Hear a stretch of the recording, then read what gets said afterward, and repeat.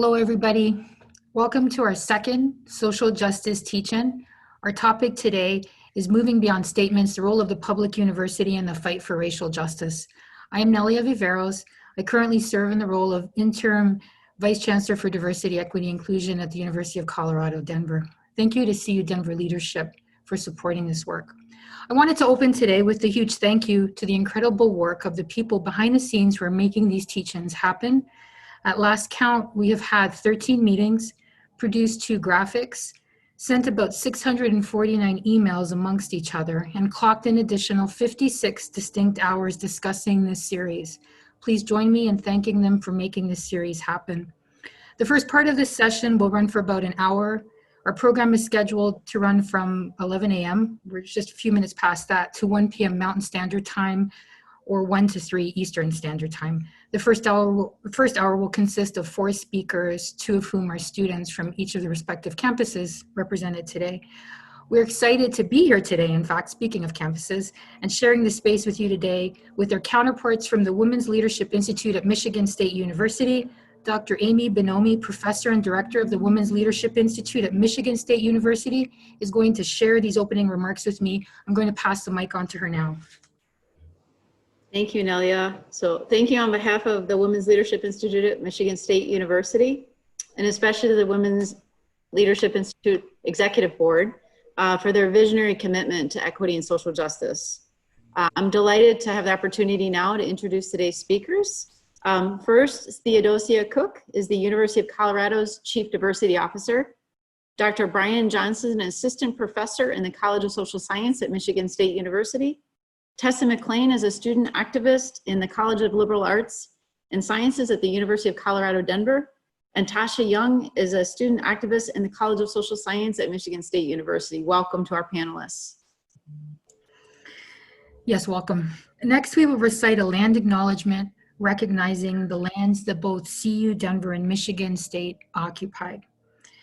We acknowledge that the University of Colorado, Denver resides on the traditional territories and ancestral homelands of the Cheyenne, Arapaho, and Ute nations. This area, specifically the confluence of the Platte and Cherry Creek rivers, was the epicenter for trade, information sharing, planning for the future, community, family, and ally building, as well as conducting healing ceremonies for over 45 indigenous nations, including the Lakota, Kiowa, Comanche, Apache, Shoshone, Paiute, Zuni, Hopi, and many others. We also acknowledge that Michigan State University, residing in the state named for Michigami, includes the world's largest freshwater system, is located in the Huron watershed, and was established on the land stewarded by Nishuaish Kodewan, Anish Anabeg, the Three Fires people who are the Ojibwe, Chippewa, Ottawa, Ottawa, and Bodewadmi, Potawatomi, along with their neighbors and the Nundawangas, Seneca, Lenape, Delaware, Shawanaki, Shawnee, and Wyandot Huron nations. We are grateful to have the opportunity to continue to work on these ancestral homelands and acknowledge that colonization is an ongoing process with native lands still occupied from broken treaties, and that we are benefactors of this arrangement. Please join us in acknowledging the painful history of genocide and forced removal from this territory and pay our respect to the diverse indigenous peoples still connected to these lands. Let us give thanks to all tribal nations and ancestors of this place.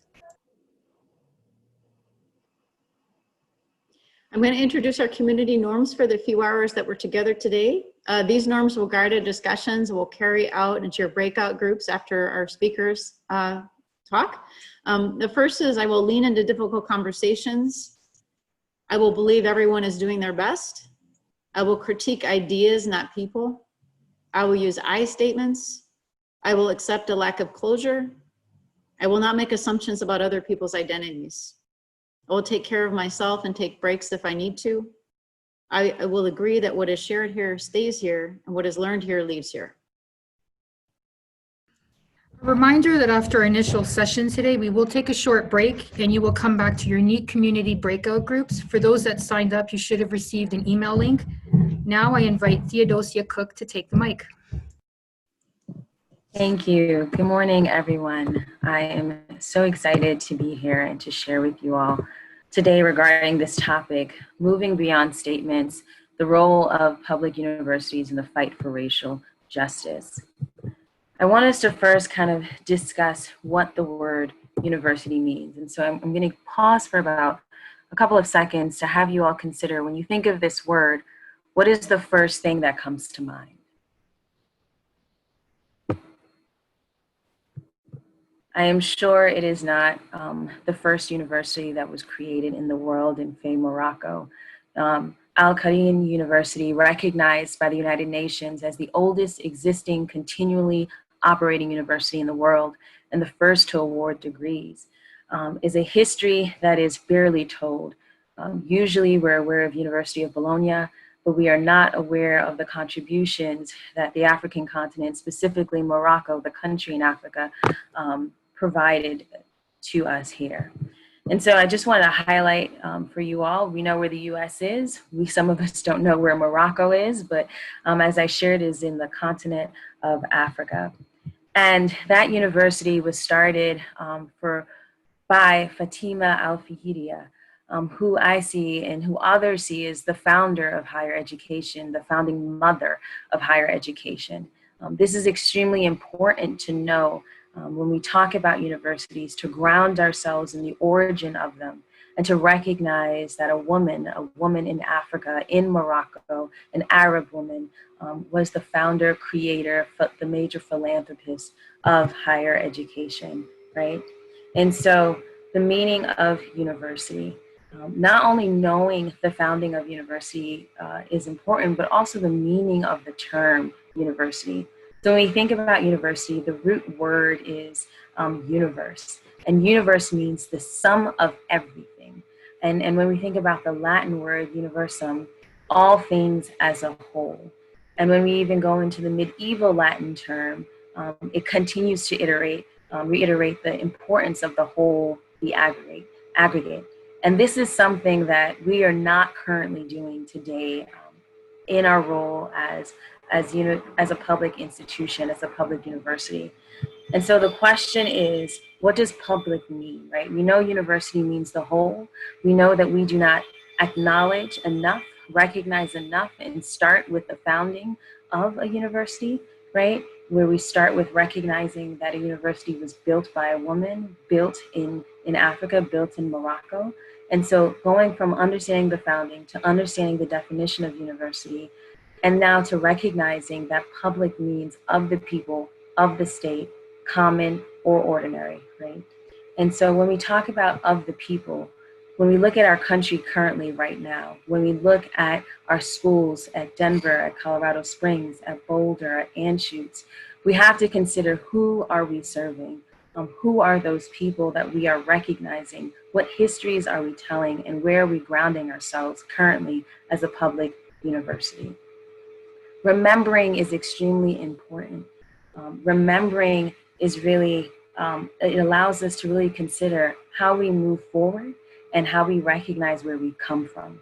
Ethics is that which comes back to us in the model of remembering. A recent book in 2014 titled "What Happens to History? The Renewal of Ethics in Contemporary Thought" challenges us to consider how we remember things, because how we remember things dictates how we move forward and how we shape our positionality in today's society. And so the uses and abuses of memory. Shefin Tordov talks about rethinking the proper uses of memory.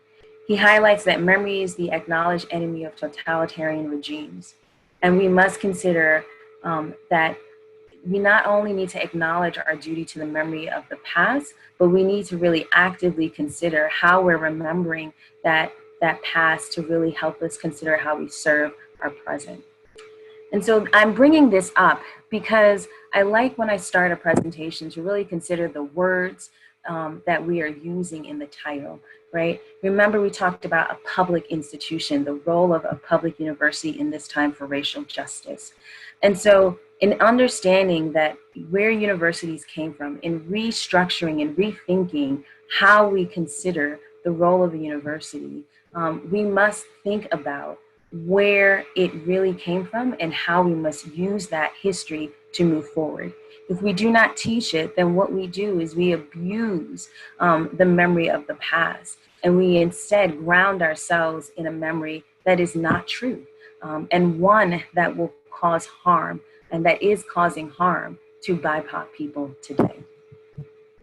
I want us to consider that when we talk about math, we always say, oh, people of color, we need to develop the pipeline. They are struggling in math. We have a deficit thinking model. Why is that?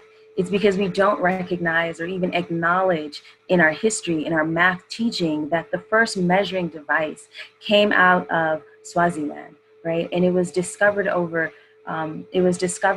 to have been created over 35,000 years ago, and it was used as a measuring device to track menstrual or lunar cycles. And then we also must think about applied math and applied science, especially in the STEM fields.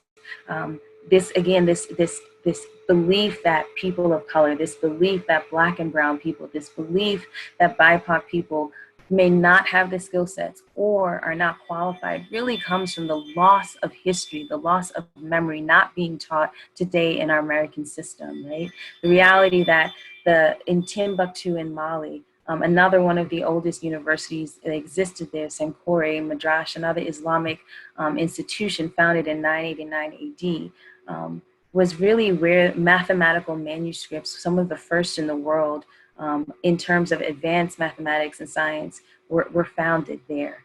And so when we talk about growing the field of STEM and saying, oh, we need more people of color, we need to recognize and we need to share that this field came from people of color, came from the continent of Africa. And if we ground ourselves in that, we can better shape our stories as well as teach our people here at our university to really recognize and embrace that history. Moving beyond statements. Moving beyond statements requires us to reckon with how we have decided to shape our universities today in America through the lens of Western Europe. It requires us to recognize that we must go back to the beginning and reconcile the history that we have taught ourselves and have taught our students and our faculty and staff, and reconcile the work that we are doing currently to ensure that we are embracing the Latin root word of university, which means to discuss the whole. Right now, our institutions are grounded in a Western European mindset, right? So statements can only be performative if there is not a mission-oriented commitment to considering historically marginalized perspectives to be part of the universe when we say university. If we choose to use the word university, then we must be committed to ensuring that all facts, history, and contributions of people are properly acknowledged and are a part of the construction of learning, knowledge, and power, right? Learning within our curriculum, within professional development, knowledge in what we state to be true, to be factual, and power by who sits in the seats of those universities to really determine what we do with our funding, what we do in the direction of innovation we go in, and what we do to ground ourselves in the reality of the history of our past. And so systemically, American education, as I have shared, has failed to focus and value the history and contributions of non-Western white European people. Because if we had, more of you would know the reality of where university started. More of you would know the founding mother of university. More of us would recognize where applied mathematics and applied science really came from, and not just ground ourselves in one reality of our history, when our memory has been shaped by truly a lack of embracing the universal truth, the whole truth, which is the reality that BIPOC people have grounded and created and built what we know today as higher education. And so in order to move past statements, we need to make structural shifts. First and foremost, when considering diversity offices, we need to really think about the role of a diversity officer. I have always described diversity officers as strategy consultants. They must be aware of every single aspect of the institution They must know what their finance office is doing. They must know what HR is doing. They must be versed in how to move forward with curriculum development. And no other field at the institution requires that much knowledge base and learning and awareness of all other departments in their roles, except, shall I dare say, the college president and provost. And so being aware of the role of a diversity officer and recognizing the huge responsibility of them allows us to better value these positions, to position them correctly in the institution, and to support them correctly. Diversity, equity, and inclusion work is change management and crisis intervention at its core. And so if we look for people who are aware on how to manage these things, we can better support the institution's shift to acknowledging the importance of diversity, equity, and inclusion. Admissions in HR, we talk a lot about the pipeline. We talk a lot about how many people are at our institutions, what are their race, what are their genders, what are their backgrounds, the list goes on. We have to think about the pipeline, what actually creates the representation in our institution.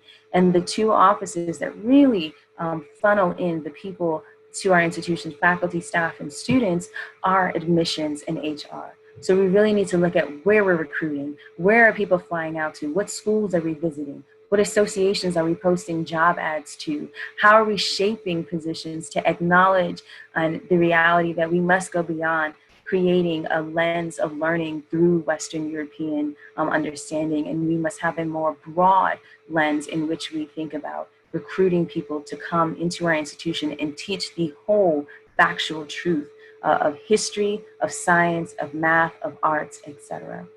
And then we must also make shifts in our curriculum and in our professional development of our people. Knowledge shaping is so important because it shapes how we consider who we are and what we can do.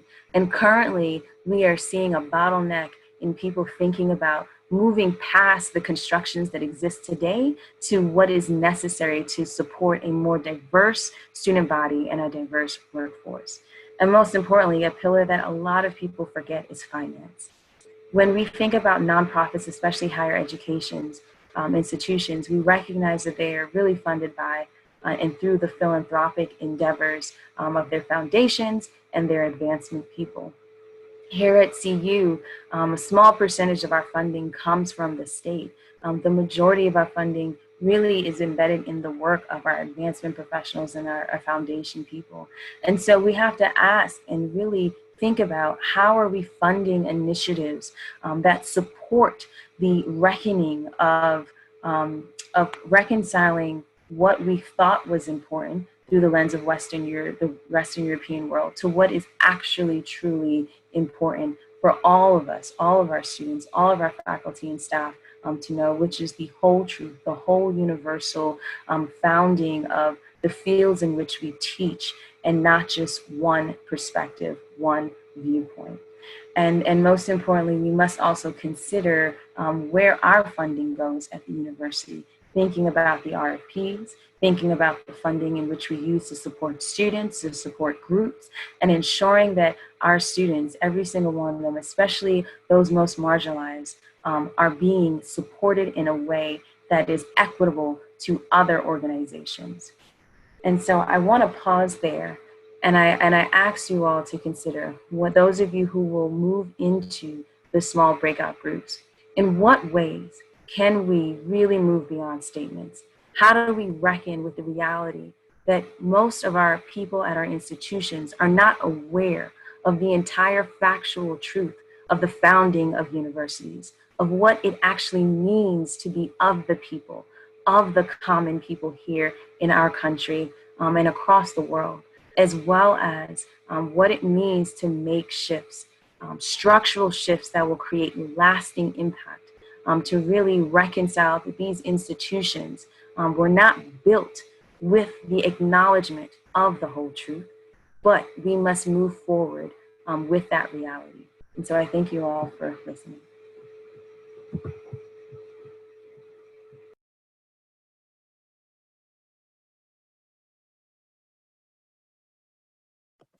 Thank you, Theodosia. Now I'd like to introduce Dr. Brian Johnson, Assistant Professor at Michigan State University. Dr. Johnson. Thank you so much, Dr. Bonomi. All right, just share.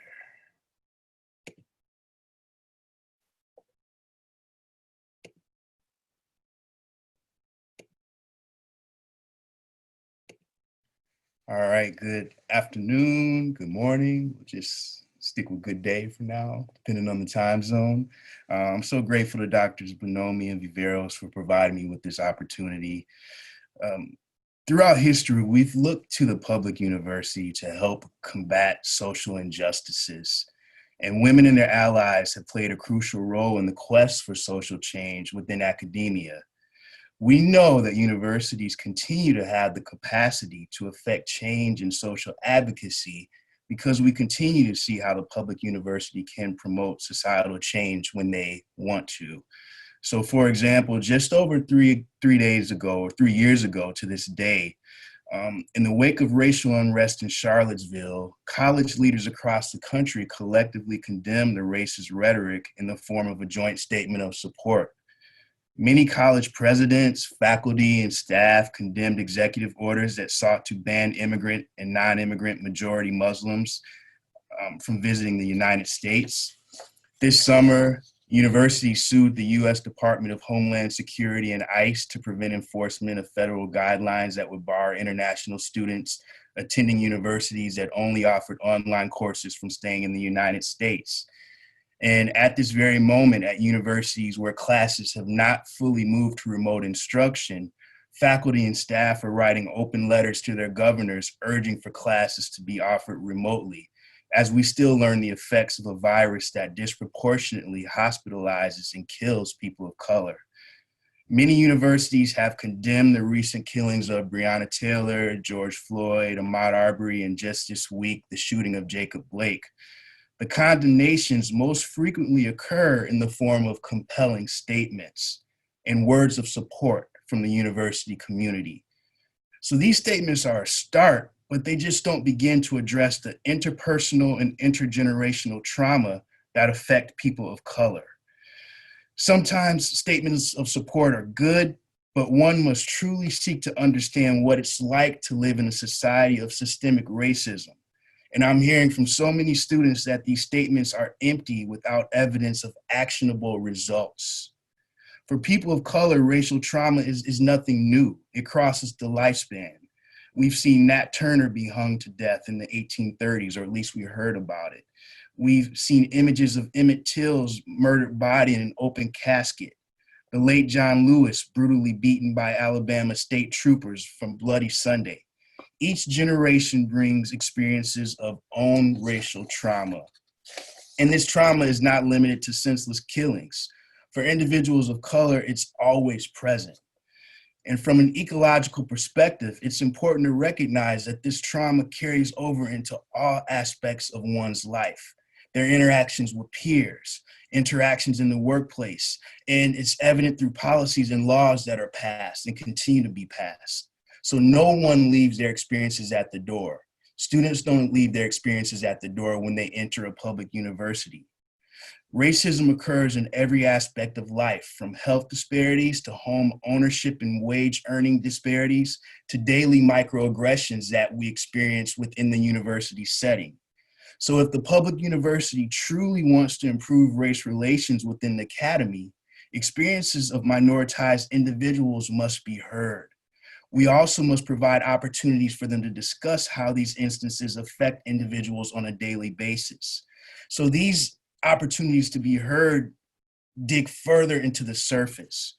We have to look into the grief that families experience who have lost their loved ones, the trauma that a bystander who experiences a killing experiences, the internal rage that a young student who is racially profiled on campus may experience, the microaggressions that a minoritized student can experience as they sit in the class, from a racially insensitive remark from a professor or from a student that is not addressed by a professor.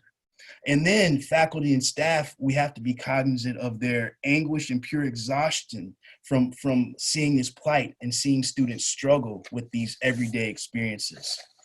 So we know the public university can't counter all systemic inequities, but it can and it must seek to improve the systemic racism that occurs within its academic confines. And have no doubt that racial injustices that are now occurring relate directly to what we are trying to do as public universities, because there's a responsibility to advance social justice issues. So when public universities fought against other social inequities, they've not stopped with statements of support. They followed up with actions that supported their advocacy. So maybe they conversed with government officials, or they sought legal injunctions, or collaborated with universities to see what could be done. So in order to truly affect change in these racial injustices, public universities must fight with the same rigor and resolve that they put into other social justice issues. For so many years, the right for people of color to receive an education was the civil rights issue of the era. But now, the right for people of color to stay alive in order to receive that education is indeed the civil rights issue of our era.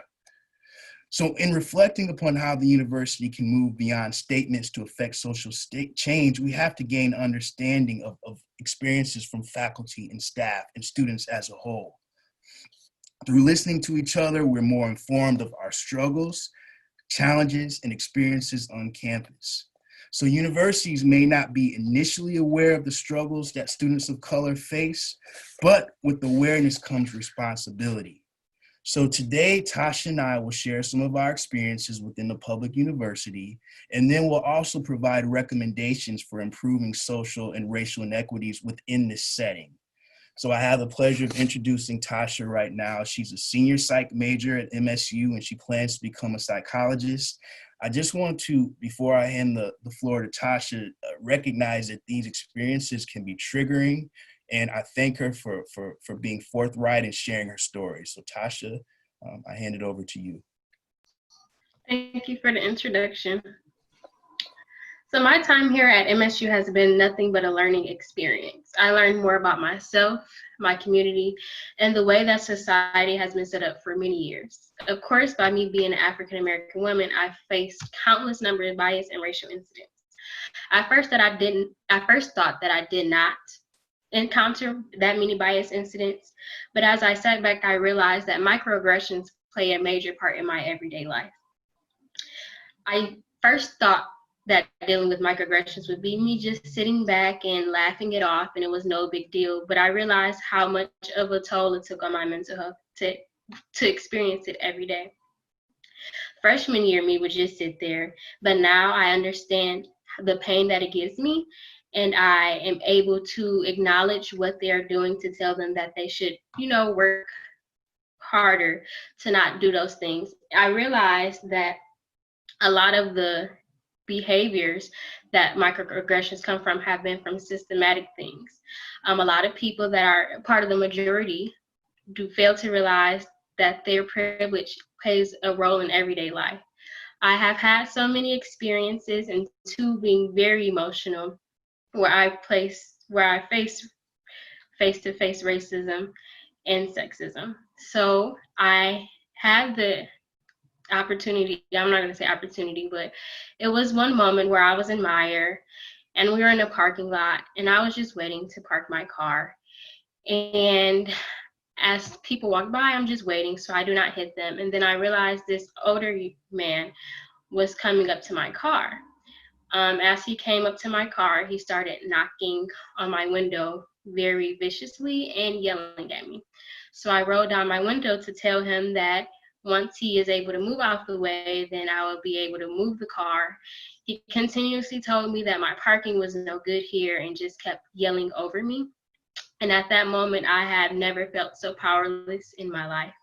I realized that if I was a male, that would have not happened to me. He wouldn't have said anything, would have went around about his way. Then I had another incident when going to help a friend, and someone was dealing with the tow truck company, and he was yelling over me and my friends and just not listening. And I respectfully asked him, could he lower his voice? I can't get out what I have to say, and talking over me isn't going to do so well. And he continued to go about his conversation disregarding my wishes. And I once again felt powerless because I knew that if I would have been a male, he wouldn't have done the same thing. I want to dive deep into intersectionality because I feel that African American women are the most neglected in the country, shall I say. And I think about my thought process, and we talk about safety with the tow truck incident, because I knew that I would rather have myself in that situation, whether it been an African American male, due to the consequences they may have received from trying to defend me. So African American women deal with such a big burden in their everyday lives, and our voices are unheard. Oftentimes deal with that in my group projects, especially dealing with, being in an all-male group. My voice is typically unheard. They like to speak over me and try to make me feel as though I do not belong here. On countless occasions, I've had to sit there and just do my own thing to ensure that I got the best grade that I was capable of receiving. And then when I think about the role of the university, countless times when it comes to sexual assault, especially MSU, we focus on sexual assault. We have different resources, and we have different courses that are required of students for them to take when they come onto campus in order for them to receive their grades. But I feel as though those things need to go hand in hand when it comes to racism. We deal with racism and sexual assault at the same rate. And I feel like those things, like a racism class, needs to be taught as well and needs to be made mandatory. So that brings me to a 10-point plan. So here at MSU, we have an organization called BSA, which is the Black Students Alliance. And we worked with other COREs and COPS groups, meaning other ethnicity groups on campus, and we created a 10-point plan. And in that 10-point plan, having one of those sensitivity trainings was very big. But as I sit back, I get more so angry about the fact that we had to create a 10-point plan. I feel as a university that prides themselves on diversity and inclusion, we as minorities should not have to beg for you to make us feel comfortable. That is something that you should have already done and actively work on each year to make sure that your student group feels comfortable. So I challenge faculty and staff to stop doing the bare minimum when it comes to helping their minority students. I would like for the university as a whole to stop giving blanket statements or just sending out emails that have no meaning, because I'm pretty sure it seems like a copy and paste type of email. I would like for them to check in with students and actually address things to the full extent they need to be addressed, especially when it comes to police brutality, when it comes to different situations. Like, there have been multiple new situations that have happened on campus, and there's been an investigation saying that,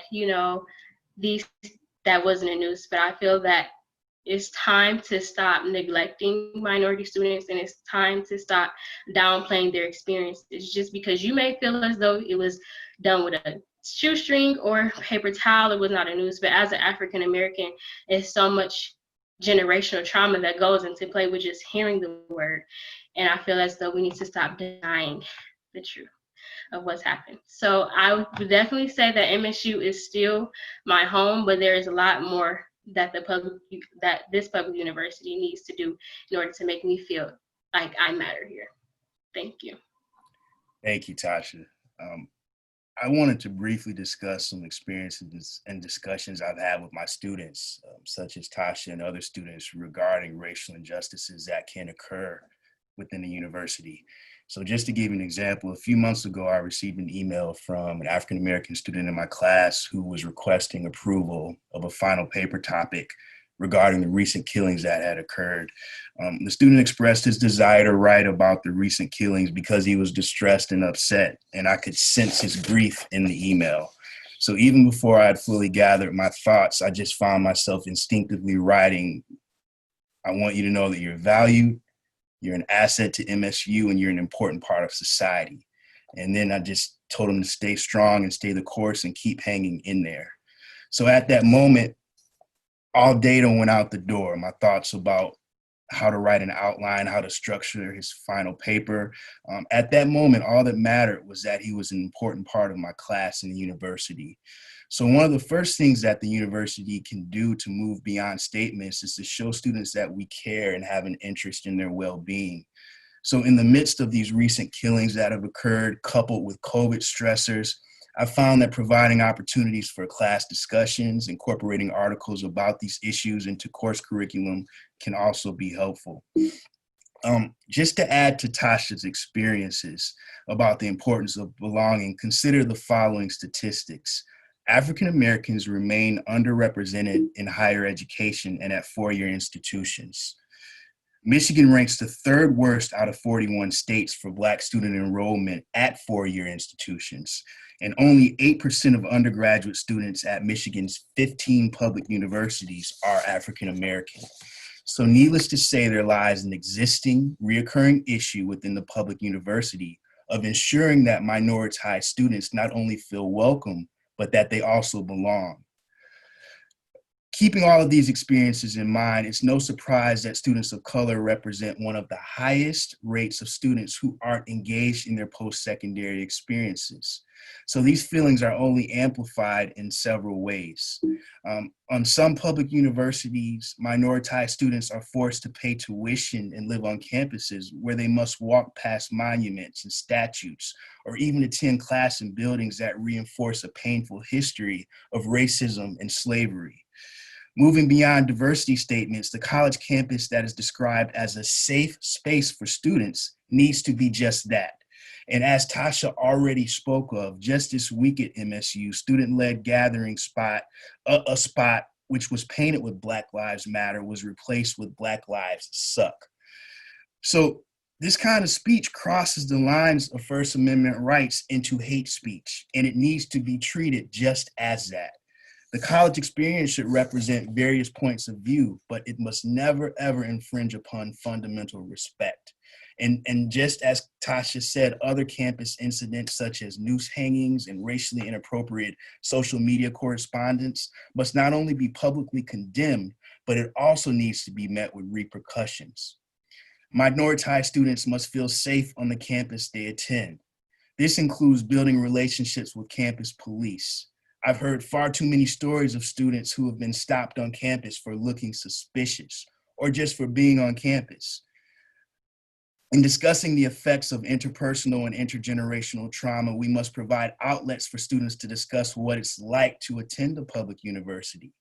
One way we can do this is through faculty and staff reaching out to students and not just indicating on their syllabi that our class is safe, but actually showing these actions by assuring students that racially offensive remarks will not be tolerated.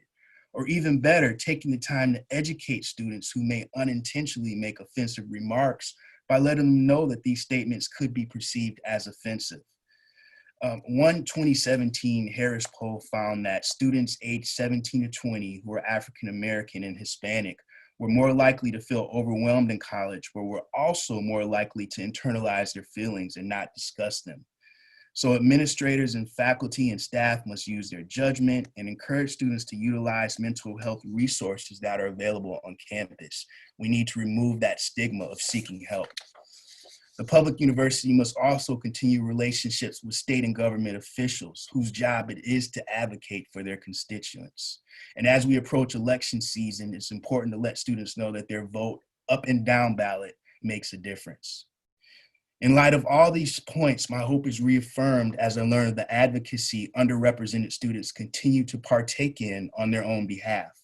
This is all occurring during a time when college students are facing barriers that threaten to disrupt the very essence of democracy, such as challenges to and condemnation of peaceful protest by some. And this is especially relevant today as we are gathering at, or as many are gathering in DC to commemorate the 1963 March on Washington. Through things such as the 10-point plan that Tasha described and organizations that address making students feel welcome on campus, we need to let minoritized students and their allies know that they have a right to advocate. My final thought is to look at the lack of sense of belonging at a public university among faculty and staff. As I talk with my students, I have to remind them that the feelings they experience occur for faculty and staff as well. And it sometimes seems as if students think that once you reach a certain age or level of educational attainment, that you're immune to the effects of racial injustice. So I have to remind them that every day, for example, sometimes I'm mistaken for the TA instead of my professor in my own class. I've been stopped in my own office and asked to show my ID while I was working at another institution, but still the fact. Sometimes I've been questioned for implementing culturally sensitive articles and books in my classes. And I've been racially profiled in stores. And this racial profiling was only de-escalated upon revealing that I had a knowledge of my legal rights. So the truth is that no amount of education can prevent racial profiling or an unjust killing from occurring. And as familiar as I am with reasonable suspicion and the probable cause standards, I'm aware that every day I could also be placed in a chokehold for 8 minutes for reaching out to get my bar card or even having an advanced degree. So at the public university, moving beyond statements can be actionable through recruiting more faculty and staff. We know that African-American students are underrepresented, and they're also underrepresented as part of the academy. Nationally, African-Americans comprise only 6% of full-time faculty. So providing more dialogue for discussion regarding what it's actually like to be a minority faculty member are just some of the things that we can do. So in conclusion, the public university has always been a resource for social action, and we need advocacy now more than ever. And I just anticipate the day when the words Black Lives Matter will not be seen as controversial or offensive. Until then, we have to bring attention to those who can affect change within the public university, and we have to bring attention to the importance of actionable advocacy beyond statements of support. If anyone has, I froze, my PowerPoint froze, so if you want these stats that I cited, I can follow up and post those too, so thank you. Thank you, Dr. Johnson. I now turn the mic over to CU Denver student Tessa Mclean. Hello, good morning. Buju, Giwita Benese Kandishnikas, Peniwatink First Nation and Dunjiba, Mishti Benese Indodem, and Anishinaabe Endau. Hello, my name is Tessa Mclean. I'm Anishinaabe. I was born in Canada. First Nations. I identify as Indigenous, as First Nations, and American Indian, and I will use these terms interchangeably. First, I'd like to thank all the panelists for having me here today in the University of Colorado, Denver. I'd also like to thank Gracie Redshirt Tyon for inviting me to be part of this presentation. She's with the American Indian Student Services. And I'd also like to do a quick shout out to the Fourth World Center for the Study of Indigenous Law and Politics, who helped shape and develop me. I too would like to offer another land acknowledgement and just say I'm here in Denver, Colorado today. I'm on traditional Cheyenne and Arapaho territory, and it's a good day, it's beautiful. Not too hot today, so really appreciate that. I'm here to just offer some commentary from an Indigenous student perspective. And I have a lot to say, but I'll try to keep it short because it's a short teach-in for me today. First, I would like to say, I really do appreciate the land acknowledgement that we had today for both Colorado and for Michigan. As a teacher, as somebody who teaches, I would like to ask you, each person, to think about, do you remember the tribes that were listed earlier today in both Michigan and Colorado? Do you know anything about those tribes or those nations? I heard the word Gitchigami, that's Lake Superior. Why is Lake Superior sacred to Ojibwe people? These kind of questions, I feel like as an Indigenous woman, and using my voice, it kind of represents an invisibilized voice, invisibilized peoples. Meanwhile, there are over 574 federally recognized tribes. That doesn't include non-federally recognized tribes who are fighting to become federally recognized. And it also doesn't include First Nations in Canada, which would be me. I'd like to talk a little bit about my experiences at CU Denver. I'm a political science student, and I graduated with my undergrad in 2017. And I'm working very slowly on my master's. I'm just, working and paying for school as I attend school. I don't see American Indian students on campus. It's very rare. I don't see American Indian students in my classes. I'm often the only American Indian voice or Indigenous voice in my classes. And sometimes, I like to voice that and say, hey, I'm an Indigenous student. I have different perspectives. Value me, value what I have to say. But I know, I tell people, you're so lucky that I'm here.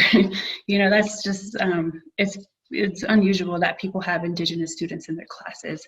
Oh, by the way, shout out, I saw some of my professors are on here, so hello, and some of my accomplices and other staff that have watched me grow throughout the years. So hello, I'm sorry I forgot to say hello. But, being that invisibilized voice, I would like to echo what Theodosia said with recruitment. Recruitment is very important, especially for Indigenous populations. As I mentioned, there's 574 federally recognized tribes. How many tribal people do we have on our campus? And how many tribal nations are represented? Our peoples and our nations have extremely unique worldviews. We have a lot of ancestral knowledge that we are able to share. We have knowledge in every field that you can think of. I was just reading Robin Wall Kimmerer, who wrote Braiding Sweetgrass, and she's an ethnobotanist. And she wanted to become a botanist to study, why plants go well together, why plants work together. And when she registered for school, her advisor said, Robin, we don't study botany to determine why plants go well together. So he dismissed her Indigenous worldviews. And sometimes I feel like that's what happens in universities with students, with my friends, with myself. But we have knowledge that we're able to contribute to every field. With political science, we have worldviews that are different from Marxism, from capitalism, from socialism, and these are things that are valued or should be valued. And even with STEM, we have an Indigenous professor in STEM who does microbiology, and how amazing it is to learn with her and for her students to have unique perspectives.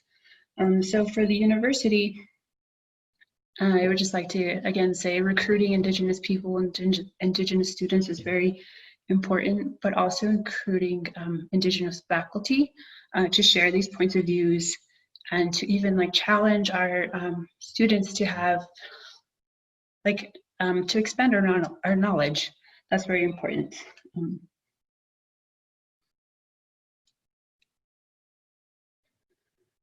I have notes all over the place. Some other things about Indigenous students is we just have different issues we face while we are trying to be students. Just this week I had somebody ask me for help. How do I find this type of resource? I need a lawyer. How do I find this type of resource? So as American Indians, we have different needs, specialized needs. I think the university needs trainings how to understand Indigenous students and the issues that we have. An example, a personal example, would be during my undergrad, I had 3 relatives that had been murdered separately to different forms of violence. And it's very difficult to tell your professor, my cousin was murdered due to violence against Indigenous women. Can you help me out? I'm struggling. I need extra support. And the professor will say, oh yeah, we're so sorry. We're so sorry for your loss. We understand, let us support you. But then they just don't know how. They don't know what you really need. So I think it's important to build other services such as American Indian Student Services. We love Gracie Redshirt Tyon, and I'm very thankful for her, but we need more of her. We need more people like her to serve, like I said, all these different tribal nations, and she's one person serving all of these nations. So we just have these complex issues, violence against Indigenous women, We have trauma. I saw a panel that previously mentioned trauma. We are survivors of genocide. Another example, I was in a class where the topic was on genocide, and they're like, genocide this, genocide that, blah, blah, blah, you know, genocide. Right, Tessa? As an American Indian, you should know what genocide means. So when you do have the opportunity to have American Indians in your class, don't use them as examples. You know, an example of saying, right, Tessa, this is what genocide is. While I do have that experience and while I am a survivor of genocide, you know, my grandparents had to fight to live for me to be here today. We don't want to be used as examples. Also, while we're here, I'd like to debunk a myth that American Indians go to school for free. That is absolutely not true. In fact, I'd like to ask that the university and all universities increase funding for Indigenous students. All of our universities are on Indigenous land, and I think it's important for universities and institutions to recognize that we are on Indigenous lands. We need to move beyond land acknowledgements and really just, you know, help Indigenous students out and our services and recruiting.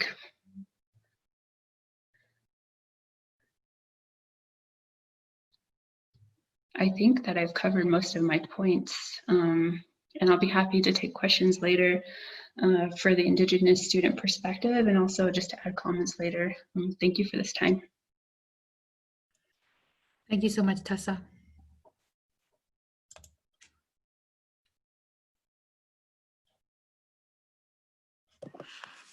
I'd like to ask you to please join us in thanking our panel. We're so grateful for their expertise and time today to provide the space to further reflect upon the powerful narratives of what we heard and what it means for you and your place in the university.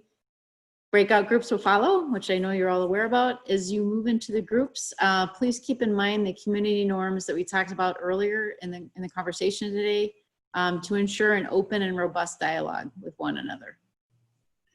This is the point in the presentation where we ask you to get up and stretch, refill your beverage cups. We're going to ask you to come back, just to give you a bit of time. We'll ask you to come back at in about 10 minutes, if that's okay. For those of you that received the link, you should be able to log on to join your unique community identity groups. Just a little bit of homework before we leave.